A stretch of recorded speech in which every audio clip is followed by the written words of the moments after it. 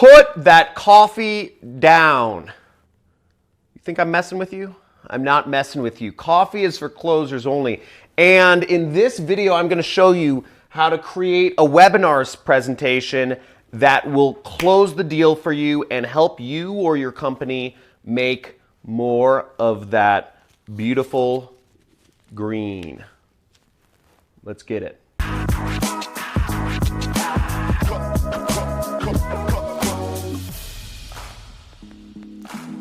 ABC, always be closing. And that's what webinar presentations are all about. If you're performing a webinar, it is all about closing the sale. A webinar presentation is the equivalent of a modern day sales pitch. And I have performed hundreds of times in my life. My webinar has been seen by millions of people, and I've tested everything about them. And I'm going to walk you through the perfect webinar formula in this presentation. Now, I have 8 different sections to this webinar. This is a simplified version. I'll be explaining as much as I can. Abbreviated TOIC. Now, the goal of a webinar is generally to get somebody to take an action, to buy a product or a service, or to call a phone number, whatever it is you're doing, whether you're selling B2B or whether you're selling B2C, webinars work and they're fantastic, and they are really the only way to be selling anything on the internet if you ask me. So the first thing you need in an effective webinar is you want a catchy, descriptive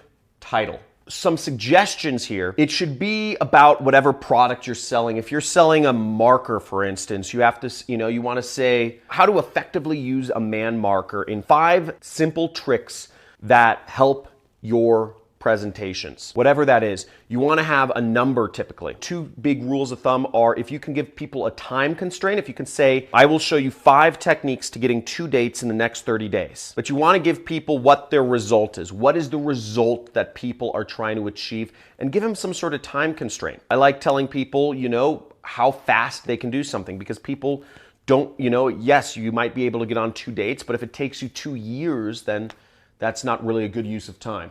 So a catchy descriptive title that is talking about the subject that you are, or the product that you are selling. Next step is you need an outline, okay? So after you talk about the title, you want to give people, your audience, an outline of what you'll be talking about. And this can also be called future pacing. You want to give people an idea of what's to come. If you don't give people an idea of what is to come, people can just stand there sitting and staring at you, and they'll be bored out of their skulls. If people are bored out of their skulls, if people don't know what to expect, then you're not going to keep their attention. However, if you tell people, here's what you're going to learn in this presentation, I'm going to show you 5 secrets to performing webinars that will dramatically increase your sales. I'm going to show you how to automate your webinars. You only have to perform it once and millions of people can see it. So it doesn't take any extra of your time. At the end of the presentation, I'm going to give you a template for the perfect webinar formula that you can print out and fill in the blanks for your own product.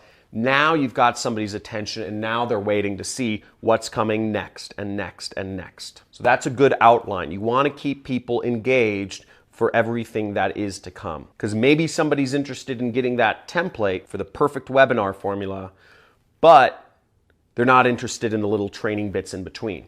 So that way you keep them to the end. Next is you want to give an introduction. And this is an introduction to yourself or to your company if you're working for a company. Now, let me tell you a little bit about myself. My name is John Crestani. I was a medical guinea pig that was desperately trying to make money online. And I've gone on to make millions of dollars online.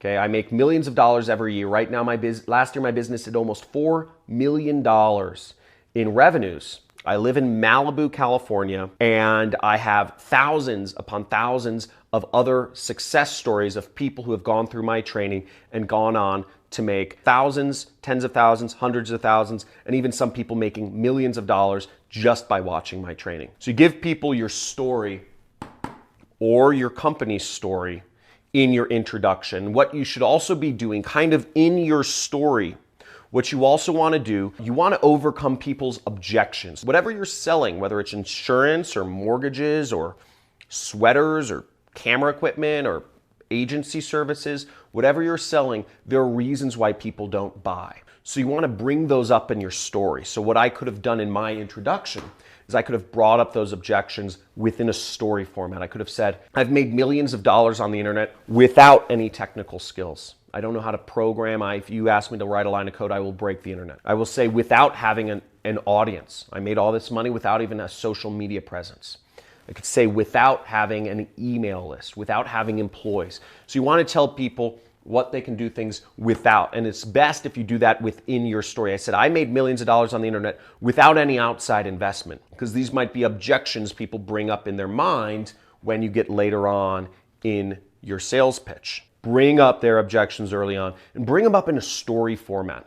That's, I always see, the best way. Next is you want to actually deliver whatever your training is. Now, your training, this is generally a whole section right here, takes up about, let's say, 5 to 15 minutes. Now, the training itself should be maybe about 30 minutes long. 30 to 45 minutes is a good barometer here. You want to, generally your training should be on one of two things. You should be either giving people tips or tricks or techniques or tactics to do something. 5 different tactics to create the perfect lighting for your YouTube video set. Or you could do mistakes, tips or mistakes. One is framed positively, one is framed negatively. Mistakes are generally much more powerful than tips. You could say 5 common mistakes parents make in raising their children that cause them to have issues later on in life. People are much more attracted, for biological reasons I won't go into in this video, to mistakes, to the negative. People are much more attracted to the story where somebody, where there was a, mass gun shooting at a school versus somebody who donated schools to a community in Africa.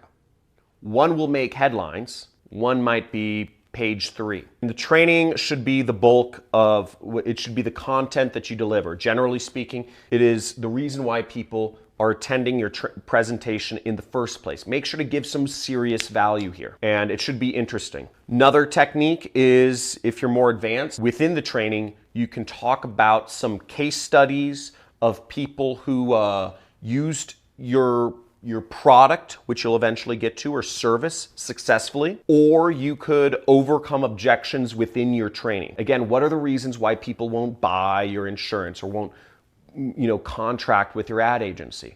Might be they're worried about it's too expensive, or is your company HIPAA compliant, all that stuff. And you could bring that up in your training. You could say one mistake companies make is they don't work with an ad agency that is HIPAA compliant. I'm making up stuff here, but maybe you get the idea of what I'm talking about. After you deliver the training, this is where it starts to turn, and this is called the transition, to where you're going to start talking about your product. Now, the transition may be 1 to 2 minutes long. The transition isn't very long. The transition is extremely short, actually, but it's very important. It's a very pivotal part of your webinar presentation, because going from training to what we'll get to, which is the actual product or service that you're selling, moving from just helping somebody out to selling them something, there can be some inertia there. And you want to remove as much inertia as possible, so you're not just saying, hey, here's some tips. By the way, you want to buy my product or service? Right? That doesn't seem congruent. By the way, I have a product or service I'd like to sell you. So what you want to do in the transition is, generally speaking, the heaven or hell scenario is the most common that people use, and that's the one we'll talk about here. So the transition most commonly used by people is saying, okay, great, I just trained you. I hope you learned a lot about how to light your YouTube set. Hope you learned a lot from those mistakes and you got a lot of information and you're going to go out and be successful. Now, you're at a point where you could go do it alone. Go out, do it alone, have no support, have nobody to turn to, and try to put all this stuff into action. Maybe you'll do it, maybe you won't. Or you could work with an expert. You could work with a YouTube agency or whatever it's called. You can work with a videographer or a set designer that is an expert, and you can have me do it all for you. That's a good transition. Now, the next step, after you paint that transition, you say, so you could go it alone or you could work with an expert. Let me explain to you what it means to work with an expert. And you go into your offer. This is where you describe whatever product or service that you're offering, okay?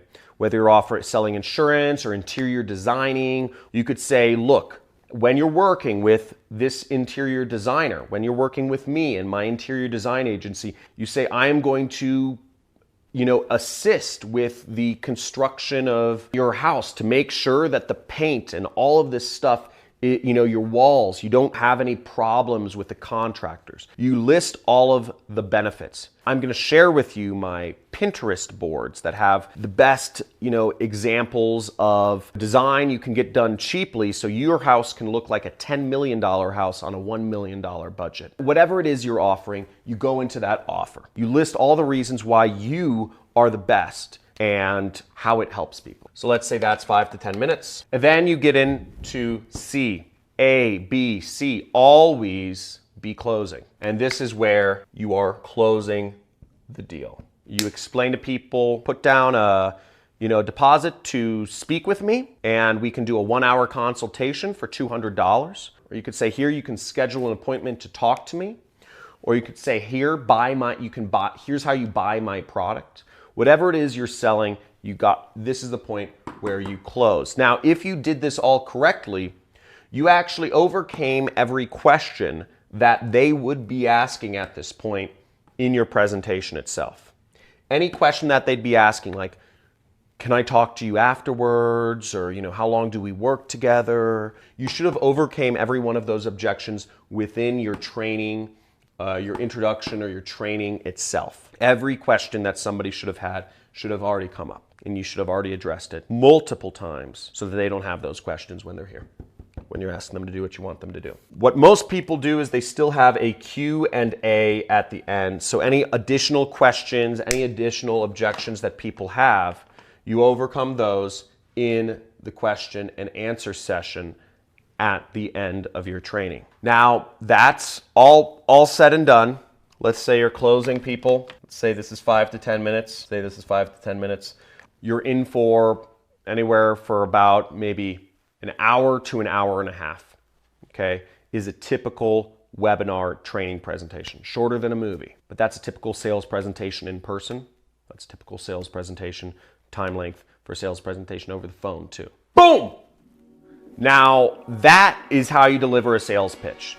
I hope this was useful in some ways. If you got a lot of value out of this, I've done this a lot, and I do a lot of other online marketing in my business.